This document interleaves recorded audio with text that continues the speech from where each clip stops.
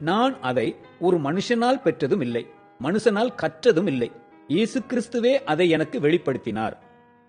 நான் யூத மார்க்கத்தில் இருந்தபோது என்னுடைய நடக்கையை குறித்து கேள்விப்பட்டிருப்பீர்கள்.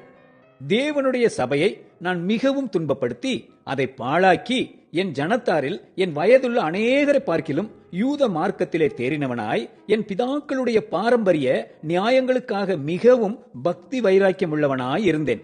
அப்படி இருந்தும் நான் என் தாயின் வயிற்றில் இருந்தது முதல் என்னை பிரித்தெடுத்து தம்முடைய கிருபையினால் அழைத்த தேவன் தம்முடைய குமாரனை நான் புறஜாதிகளிடத்தில் சுவிசேஷமாய் அறிவிக்கும் பொருட்டாக அவரை எனக்குள் வெளிப்படுத்த பிரியமாயிருந்த போது உடனே நான் மாம்சத்தோடும் இரத்தத்தோடும் யோசனை பண்ணாமலும் எனக்கு முன்னே அப்போஸ்தலரானவர்களிடத்திலே எருசலேமுக்கு போகாமலும் அரபி தேசத்திற்கு புறப்பட்டு போய் மறுபடியும் தமஸ்கு ஊருக்கு திரும்பி வந்தேன். 3 வருஷம் சென்ற பின்பு பேதுருவை கண்டுகொள்ளும்படி நான் எருசலேமுக்கு போய் அவனிடத்தில் 15 நாள் தங்கியிருந்தேன். கர்த்தருடைய சகோதரனாகிய யாக்கோப்பை தவிர அப்போஸ்தலரில் வேறொருவரையும் நான் காணவில்லை.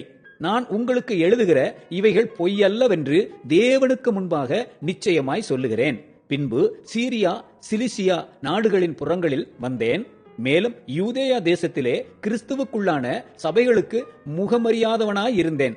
முன்னே நம்மை துன்பப்படுத்தினவனே தான் அழிக்க தேடின விசுவாசத்தை இப்பொழுது பிரசங்கிக்கிறான் என்பதை மாத்திரம் அவர்கள் கேள்விப்பட்டிருந்து என்னை பற்றி தேவனை மகிமைப்படுத்தினார்கள்.